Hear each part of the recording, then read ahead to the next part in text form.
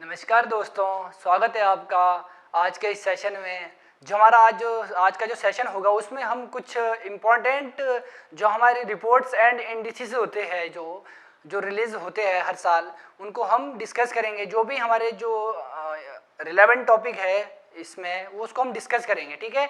जो हर साल एक गवर्नमेंट रिलीज़ करती है इन सूचकांक को और रिपोर्ट्स को, तो ये एग्ज़ाम ओरिएंटेड होते हैं। मतलब कि हर एग्ज़ाम में ये पूछे जाते हैं। जितने भी यूपीएससी के लेवल के जो भी एग्ज़ाम हैं उन सभी एग्ज़ाम में ये बहुत ज़्यादा रिलेवेंट टॉपिक है जो हमारे ये रिपोर्ट्स है। आज हम तीन रिपोर्ट को डिस्कस करेंगे, तीन सूचकांकों को डिस्कस करेंगे। जो हमारा जो पहला सूचकांक होगा वो होगा हमारा good governance day.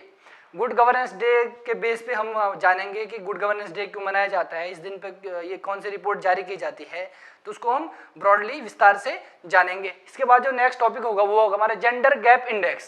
Gender gap index जो थर्ड टॉपिक होगा, जो लास्ट टॉपिक होगा हमारा आज का, वो होगा ह्यूमन डेवलप इंडेक्स। चलिए शुरू करते हैं आज का पहला इंडेक्स। जो ये गुड गवर्नेंस डे है ना दोस्तों, तो ये अटल बिहारी जो हमारे प्राइम मिनिस्टर थे, फॉर्मर प्राइम मिनिस्टर, उनकी बर्थ एनिवर्सरी पे ये डे ऑब्जर्व किया जाता है। किसकी? अटल बिहारी वाजपेयी की। ये यहाँ सबसे पहला क्वेश्चन बनेगा कि जो ये गुड गवर्नेंस डे है किसकी याद पे ये मनाया जाता है, सेलिब्रेट किया जाता है, वो है हमारे अटल बिहारी वाजपेयी, ठीक है। और कब मनाया जाता है ये मनाया जाता है 25 दिसंबर को। 25 दिसंबर को ये डे ऑर्गेनाइज होता है। किसकी बर्थ एनिवर्सरी पे? अटल बिहारी वाजपेयी। ये बहुत ज्यादा इंपॉर्टेंट है। अब देखो इसी ओकेजन में a number of initiative have been taken by government, जैसे अटल भूजल योजना इसी दिन के ओकेजन पे मनाया जाता है, अटल भूजल योजना। और इसके बाद टनल अंडर रोहतांग पास एज अटल टनल, और एक अटल टनल एंड मतलब जो government and the launch of good governance index.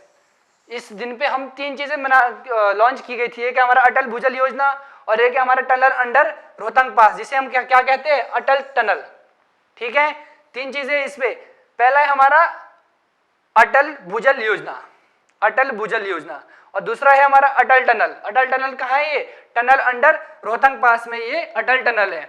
और थर्ड है हमारा गुड गवर्नेंस डे। इस दिन ऑर्गेनाइज किया जाता है कब? जब अटल बिहारी वाजपेयी की क्या होती है, बर्थ एनिवर्सरी। तीन क्वेश्चन यहाँ से जनरेट होते हैं। चलिए आगे चलते हैं। अब इसके बाद हमारा अटल भूजल योजना। जो अटल भूजल योजना है ये सेंटर सेक्टर स्कीम है। एक होती है सेंटर स्पॉन्सर, एक होती है सेंटर स्पॉन्सर, ठीक है। एक होती है सेंटर स्पॉन्सर और एक होती है सेंटर सेक्टर। और स्पॉन्सर में होता है सिर्फ गवर्नमेंट के कुछ शेयर, जो सेंट्रल गवर्नमेंट है उसके कुछ शेयर लगे रहते हैं, बाकी स्टेट का ज्यादा उसमें हिस्सा होता है। मतलब गवर्नमेंट स्टेट गवर्नमेंट ज्यादा पैसा उसमें इन्वेस्टमेंट करती है अगर कोई स्कीम होगी सेंटर स्पॉन्सर होगी।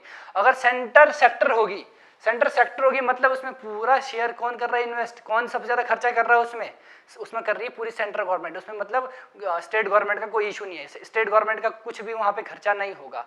तो इसका ये कौन सी सेंट्रल सेक्टर स्कीम है ये। सबसे पहले नोट करने वाली चीज इसमें क्या है, वो है सेंट्रल सेक्टर स्कीम है ये, ठीक है। इसमें क्या होता है, RS 6,000 crore to be implemented on over 5 years for sustainable management ground water. ये ग्राउंड वाटर से रिलेटेड ये स्कीम है जिसमें 6,000 करोड़ रुपए दिए जाते हैं 5 सालों के लिए। ग्राउंड वाटर के लिए जो सस्टेनेबल मैनेजमेंट हो ग्राउंड वाटर का, उसके लिए 6,000 करोड़ रुपए दिए जाते हैं 5 सालों के लिए। किसमें? जो अटल भूजल योजना है, ठीक है। ये पहला टॉपिक हमने डिस्कस कर लिया। It is being implemented by the ministry of जल शक्ति। किसके द्वारा इंप्लीमेंट की जाती है ये की जाती है दोस्तों मिनिस्ट्री ऑफ जल शक्ति। ये बहुत ज्यादा इंपॉर्टेंट है, आपको क्वेश्चन बनेगा यहाँ से कि जो अटल भूजल योजना है किसके द्वारा इंप्लीमेंट की जाती है, ये की जाती है हमारी मिनिस्ट्री ऑफ जल शक्ति के द्वारा। ये क्या की जाती है, इंप्लीमेंट की जाती है इससे। और मिनिस्ट्री ऑफ जल शक्ति इसका अब नाम बढ़ा, उससे पहले इसका नाम क्या था, ministry of water and resources and river development and Ganga rejuvenation. मतलब ये दो मिनिस्ट्री से मिलकर बनी है। कौन कौन सी? एक ये वाली मिनिस्ट्री और एक ये वाली मिनिस्ट्री से मिलकर बनी है, ठीक है। The scheme is being founded by the government of India and world bank. मतलब इसमें जो शेयर जो गवर्नमेंट ये स्कीम लॉन्च की गई है, गवर्नमेंट का 50% गवर्नमेंट खर्चा करेगी इसमें और 50% इसमें वर्ल्ड बैंक द्वारा खर्चा किया जाएगा, ओके। इसके बाद हम आगे चलते हैं। अब इसके बाद हमारा अटल टनल। एक पढ़ी थी हमने अटल भूजल योजना और एक है हमारा अटल टनल। अटल टनल क्या है, 8.8 किलोमीटर लॉन्ग, 8.8 किलोमीटर लंबी Atal tunnel under Rohtang pass. कहाँ पे ये, रोहतांग पास में है ये कौन, अटल टनल। और world's longest tunnel above an altitude of 3000 metre, world की सबसे लॉन्गेस्ट टनल है कहाँ पे, 3000 मीटर से ऊपर की हाइट में सबसे लॉन्गेस्ट टनल है कौन, अटल टनल। ये चीज को आपको ध्यान देना है। ओके, अब है हमारा रोहतांग पास। अब देखो रोहतांग पास, ये रोहतांग पास पे ये लोकेटेड है कौन, अटल टनल। अब ये रोहतांग पास का है, ये हमारा 3978 मीटर हाइट पे ये लोकेटेड है। कहाँ पे, हिमाचल प्रदेश में। ये भी इंपॉर्टेंट है कि रोहतांग पास कहाँ पे लोकेटेड है, ये लोकेटेड है हमारे कहाँ पे, हिमाचल प्रदेश में ये लोकेटेड है। ठीक है, इसके बाद है हमारा, और इसमें it is present on the Pir Panchal range of Himalaya. ये पीर पांचाल श्रेणी में ये लोकेटेड है हिमालय की जो पीर पांचाल श्रेणी है ना, उसमें ये बिलोंग करता है कौन, Rohtang pass. It connects to Kullu valley with Lahaul and Spiti. इसको ये कहां से कहां कनेक्ट करता है, ये करता है हमारे कुल्लू वैली को लाहौल स्पीति से ये कनेक्ट करता है कौन, रोहतांग पास। यहां से भी इंपॉर्टेंट क्वेश्चन जनरेट हो सकता है। इसमें देखिए कितने क्वेश्चन बन सकते हैं। सबसे पहले इसमें अटल टनल में बनेगा, कितनी किलोमीटर लंबी है, 8.8 किलोमीटर, और सबसे हाइट में ये सबसे हाईएस्ट एल्टीट्यूड पे ये लोकेटेड है कौन, ये अटल टनल। उसके बाद है ये रोहतांग पास में लोकेटेड है, कौन से पास में लोकेटेड है, ये है रोहतांग पास में। रोहतांग पास कहाँ पड़ा, हिमाचल प्रदेश। और रोहतांग पास कौन सी सिटी को, कौन से किसको जोड़ता है आपस में, ये जोड़ता है हमारे कुल्लू वैली को और लाहौल स्पीति को। और एक क्वेश्चन और जनरेट होता है कि कौन सी श्रेणी में आता है हिमालय की, यह आता है पीर पांचाल श्रेणी में ये उपस्थित है, लोकेटेड है ये। ठीक है, इसके बाद है हमारा यहाँ से रिवर, रावी रिवर यहाँ से राइज होती है, कहां से, रोहतांग पास से। ओके, यहाँ से आगे चलते हैं हम। इसका it will provide all weather connectivity to remote border areas of Himachal Pradesh and Ladakh. देखिए ऑल वेदर कनेक्टिविटी कहा, रिमोट बॉर्डर एरिया जो हिमाचल प्रदेश और लद्दाख में ये प्रोवाइड करती है कौन, ये अटल टनल। ओके, इसके बाद the tunnel will help the promote the tourism in the region, मतलब टूरिज्म को भी ये प्रमोट करेगी, ये हमने जान लिया। अब जानते हैं हम जो हमारा जो इंडेक्स है, गुड गवर्नेंस इंडेक्स, सुशासन दिवस मनाया जाता है इनकी बर्थ एनिवर्सरी पे, अटल बिहारी सुशासन दिवस। Good governance index has been launched by the ministry of personnel public grievances and pension to determine the status of governance. किसके द्वारा लॉन्च किया जाता है, इस मिनिस्ट्री के द्वारा ये लॉन्च किया जाता है। और किस लिए किया जाता है, जो हमारे स्टेटस ऑफ गवर्नेंस है, सुशासन, जो शासन की स्थिति देखी जाती है कंट्री में, जो हमारा देश है उसमें जो शासन की स्थिति है कि गवर्नेंस किस तरह से बिहेव कर रही है, किस तरह से काम कर रही है, उसको ये मेजर करता है इंडेक्स। ओके, ये जो सूचकांक है इसको मेजर करता है, जो हमारा शासन व्यवस्था है देश की, उसको ये मापने के काम करता है कौन, जो ये इंडेक्स है। It assesses the impact of various intervention taken up by the state government। मतलब इसमें जो हमारे जो मेजरमेंट होता है किस बेस होता है, ये होता है स्टेट गवर्नमेंट और यूटीज, स्टेट गवर्नमेंट और यूटीज के बेस में ये कि कौन से स्टेट की गवर्नेंस किस तरह से बिहेव कर रही है, कौन सा जो हमारा स्टेट है उसमें गुड गवर्नेंस कितनी अच्छी चल रही है, उसको ये मेजरमेंट करता है। स्टेट और यूटीज अलग अलग बेस पे डिवाइड किया गया है, स्टेट और यूटीज में इसको डिवाइड किया गया है। अब है हमारा जो गुड गवर्नेंस डे है हमारा 10 सेक्टर पे ये मेजरमेंट करता है, मतलब 10 सेक्टर इस पे काम करते हैं कि 10 जो हमारे 10 सेक्टर है, 10 सेक्टर के बेस पे इसको मेजर किया जाता है, किसको, इस इंडेक्स को।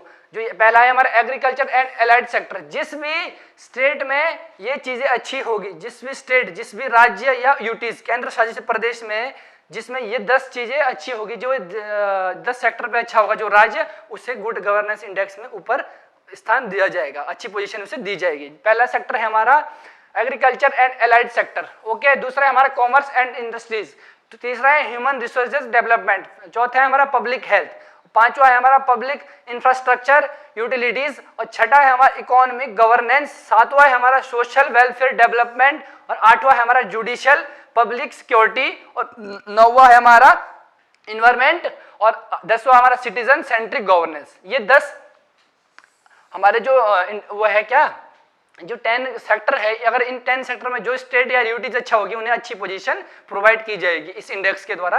ठीक है, अब हमारा 10 state and UTs are divided into 3 groups, 3 group में ये स्टेट और यूटीज डिवाइड की जाती है। एक हमारा बिग स्टेट, फिर है north state and hill state and union territories. अब हमारे जो बिग स्टेट में तमिलनाडु टॉप में है, तमिलनाडु टॉप में है और इंडेक्स फॉलोड बाई महाराष्ट्र। पहला कौन है बिग स्टेट में? जो सबसे अच्छा गुड गवर्नेंस कहाँ का है, वो है हमारा तमिलनाडु का। उसके बाद है हमारा महाराष्ट्र, उसके बाद है कर्नाटका, छत्तीसगढ़। ओके, इसके बाद है हमारे जो यूपी है और झारखंड है, ये क्या है, पुअर परफॉर्मेंस है। ये सबसे ज्यादा कहाँ पे, यूपी और बिहार में। और north east and hill state में हिमाचल प्रदेश सबसे अच्छा है। कौन? हिमाचल प्रदेश सबसे अच्छा है। कहाँ? नॉर्थ ईस्ट और हिल स्टेशन में, जो भी हिल स्टेट है, जो हमारे हिल स्टेट और नॉर्थ ईस्ट के स्टेट है, उनमें सबसे अच्छा सुशासन कहाँ पे है, वो है हमारा हिमाचल प्रदेश में। अब हमारा यूनियन टेरिटरीज पुडुचेरी, जो पुडुचेरी है वहां पे सबसे अच्छा गुड गवर्नेंस है, ये बेस्ट गवर्नेंस है यूटी में। और सबसे खराब का है लक्षद्वीप में। चलिए आगे बढ़ते हैं। इसके बाद है वाई न्यूज, ये ग्लोबल जेंडर गैप इंडेक्स। अब इसके बाद जो दूसरा इंडेक्स है वो है हमारा global gender gap index 2020, WEF world economic forum द्वारा ये जारी किया जाता है। अब देखिए दोस्तों, India has been ranked 112 among the 153, मतलब इंडिया का कौन सा स्थान है इसमें, 112वां। 153 देशों में इंडिया का स्थान है इसमें 112। ये इंपॉर्टेंट क्वेश्चन है यहाँ से कि भारत का ग्लोबल जेंडर गैप इंडेक्स में कौन सा स्थान है, 112वां। कितने देशों में? 153 में। और ये एनुअल मतलब हर साल ये जारी किया जाता है। और किसके द्वारा जारी किया जाता है? वर्ल्ड इकोनॉमिक फोरम के द्वारा ये जारी किया जाता है। ये इंपॉर्टेंट है यहाँ से कि किसके द्वारा जारी किया जाता है, किसके द्वारा पब्लिश किया जाता है। ये पब्लिश किया जाता है वर्ल्ड इकोनॉमिक फोरम के द्वारा। The world economic forum publish it's first gender gap index 2006 में सबसे पहले इसने पब्लिश किया था, WEF ने। The global gender gap index benchmark 153 country का वो करती है और इसके 4 डायमेंशन है।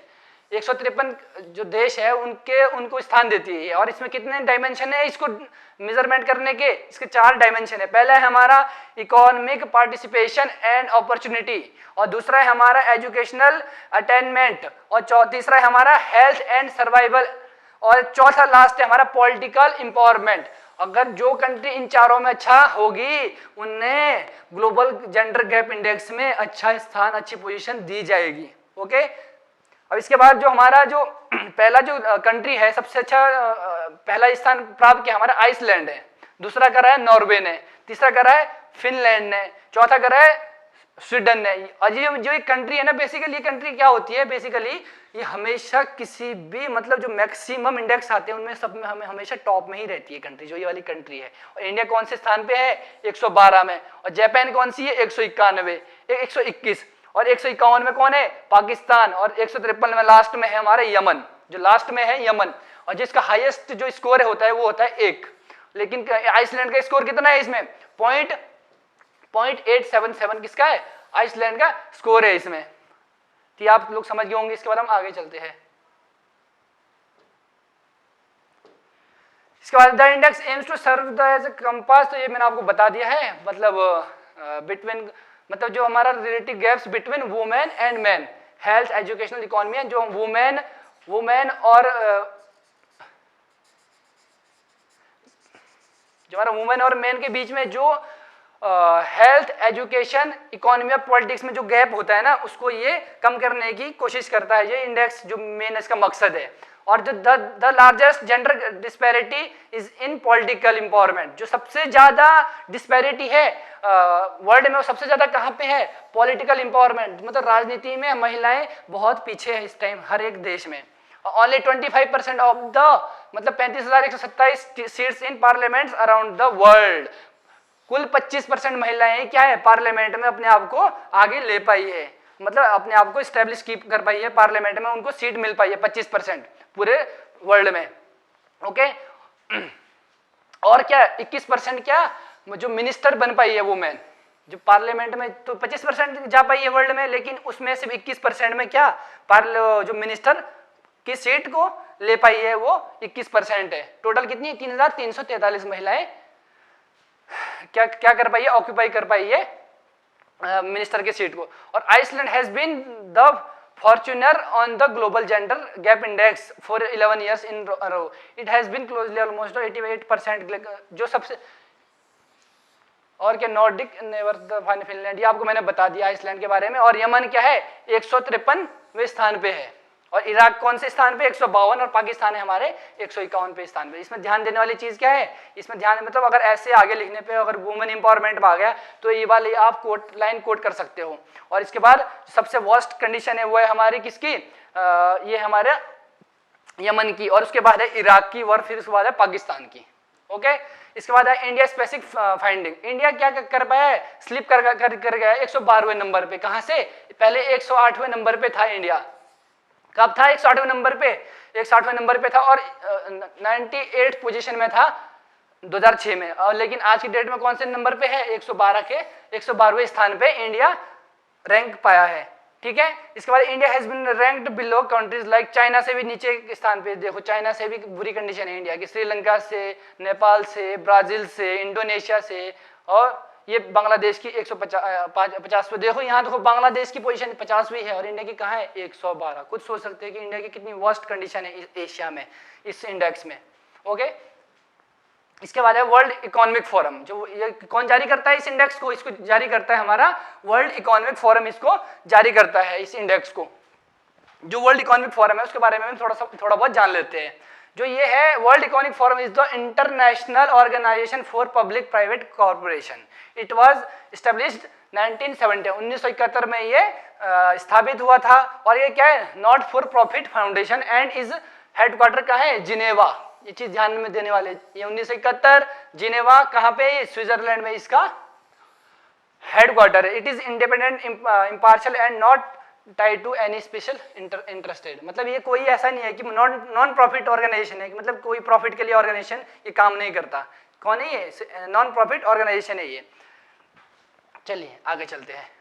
अब हमारा जो लास्ट जो हमारा इंडेक्स है वो है हमारा ह्यूमन डेवलपमेंट इंडेक्स। ये न्यूज में क्यों है, इंडिया की रैंक आई है 129।